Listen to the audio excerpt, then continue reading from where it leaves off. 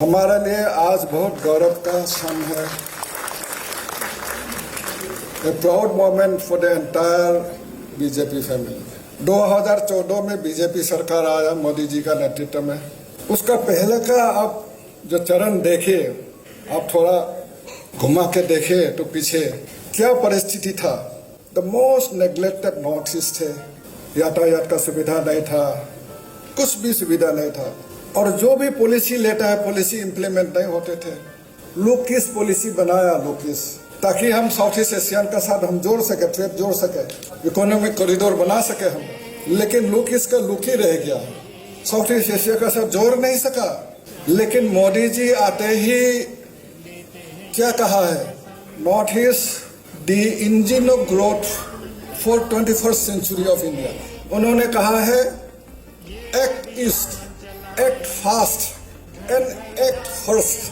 तो इस तरह का पॉलिसी लेके, इस तरह का नियत लेके नॉर्थ ईस्ट को आगे बढ़ाने के लिए, विकास के और रोड मैप बनाया उन्होंने। साउथ ईस्ट एशिया को जोड़ना है, ट्राइलेटरल जो हाईवे उन्होंने बनाया, मणिपुर मोड़े, फिर म्यांमार यांगोन, फिर यांगोन से बैंकॉक थाईलैंड, थाईलैंड से फिर कंबोडिया, कंबोडिया से फिर वियतनाम, वियतनाम से फिर लाओस।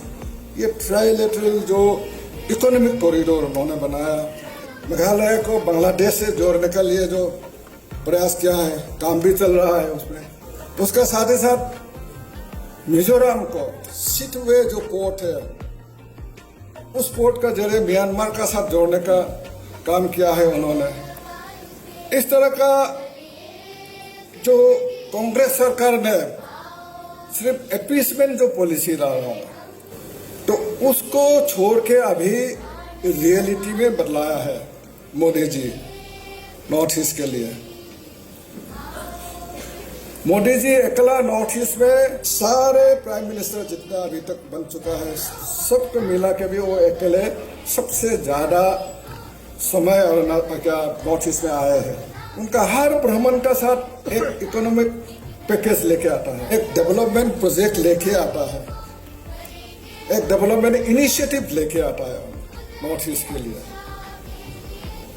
सिर्फ वो अकेला नहीं है, हमारा जितना भी केंद्रीय मंत्री है उनको आदेश दिया गया है कि हर मंत्रालय से एक एक मंत्री नॉर्थ ईस्ट में जाना है। अभी तक 723 टाइम्स नॉर्थ ईस्ट जो केंद्रीय मंत्री नॉर्थ ईस्ट में विजिट कर चुका है।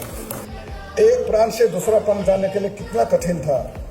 अरुणाचल का बात तो छोड़िए, आप एक दूसरा जगह से आप नामसाई से तेजू जाने के पैदल जाना होता है, फिर नौका में जाना होता है, फिर हाथी में जाना होता है, फिर कोऑपरेटिव बस में चढ़ के तब तेजू पहुंचता है। एक दिन सुबह जाने से शाम को पहुंचता है।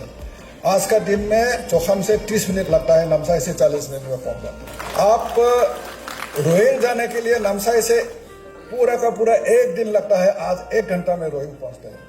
पासीघाट जाने के लिए 2 दिन लगता रहा, आज 2.5 घंटा में पासीघाट पहुंच जाता है। इस तरह का अरुणाचल प्रदेश। आप देखो नामपोंग से लेके जो स्टीलवेल रोड है, तो फेमस तो सेकेंड वर्ल्ड वॉर का जो स्टीलवेल रोड है, वहां से शुरू करके तवांग का जो लास्ट बॉर्डर पॉइंट तक 1200 किलोमीटर अतिक्रम करके सुपर कार रैली हुआ है। कोई सोच सकता है कि सुपर कार रैली अरुणाचल में आ सकता है? आज इस तरह का रोड बन चुका है अरुणाचल प्रदेश। तो बोगीबिल 2002 में शुरू हुआ, बीजेपी सरकार का समय, लेकिन जब कांग्रेस सरकार आया उसका धीमी गति चलने लगा। हम हमेशा बोगीबिल से जब आता है ऐसा गर्दन सीधा करके ब्रिटिश को देखता, कब खत्म होगा, कब खत्म होगा, कब खत्म होगा। खत्म कर नहीं पाया कांग्रेस सरकार। बीजेपी सरकार मोदी जी आता ही 2017 में उसका कंप्लीट कर दिया। ये जो हमारा जो बोगीबिल ब्रिज है, केंद्रीय मंत्री आते हैं, वाइब्रेंट विलेज आता है, फील्ड विजिट करता है, 1 रात 2 रात बैठते हैं, फिर वापस जाके प्राइम मिनिस्टर को रिपोर्ट देते हैं। कांग्रेस का जमाने में क्या था? कांग्रेस के जमाने में मंत्री लोग आते थे, गुवाहाटी से वापस जाते थे, गुवाहाटी में सबको बुला लेते हैं, तो 2 घंटे में मंत्री लोगों को बोलने देता है, चीफ मिनिस्टर लोगों को बोलने देता है।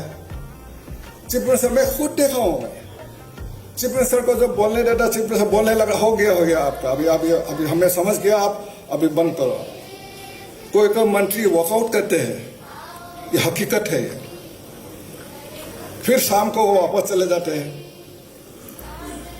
हमारा यहाँ में क्या है अभी बीजेपी सरकार में, नॉर्थ ईस्ट का बात कहा जाए तो लोग डरते थे आने के लिए।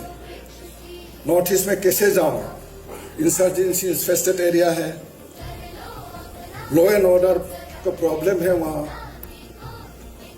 घर से बाहर निकलने से कब कहां बंद होगा पता नहीं चलता था। लोग आने डरते थे, इन्वेस्टमेंट तो सॉरी है। लेकिन मोदी सरकार आते ही लॉ एंड ऑर्डर संभाल लिया। अभी वायलेंट इंसिडेंट जितना है नॉर्थ ईस्ट में था 71% कम किया है।